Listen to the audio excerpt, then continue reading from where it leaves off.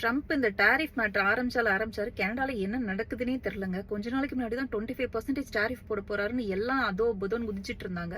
சரின்னு அதை ஒரு மாசம் தள்ளி வச்சிருந்தாங்க. அப்புறம் ஒரு மாசம் தள்ளி வச்சாங்க.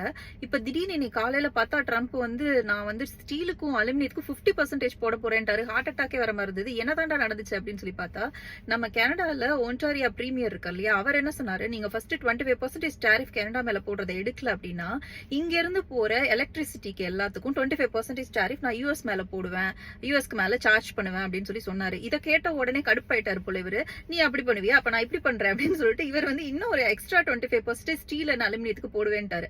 ட்ரம்ப்புக்கு கனடா மேல என்னதான் கோவம்னு தெரியல.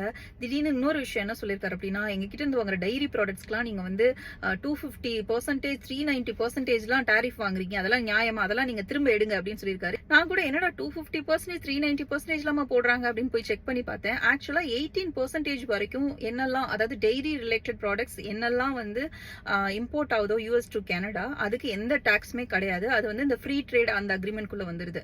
அபோவ் 18%க்கு மேல ஏதாவது இம்போர்ட் பண்றாங்க யூஎஸ்ல இருந்து கனடாக்குள்ள அந்த டெய்ரி ப்ராடக்ட்ஸ் அப்படின்னா அதுக்கு 250%, சிலத்துக்கு 390% போடுறோம்னு சொல்லியிருக்காங்க.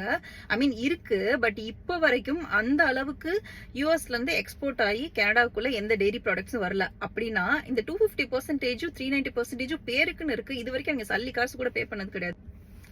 இது மாதிரி கனடா பத்தின இன்ட்ரெஸ்டிங்கான விஷயம் தெரிஞ்சுக்கிறதுக்காக சேனலை சப்ஸ்கிரைப் பண்ணிக்கோங்க. வீடியோ பிடிச்சிருந்தா லைக் பண்ணுங்க, ஃப்ரெண்ட்ஸ் அண்ட் ஃபேமிலிக்கு ஷேர் பண்ணுங்க.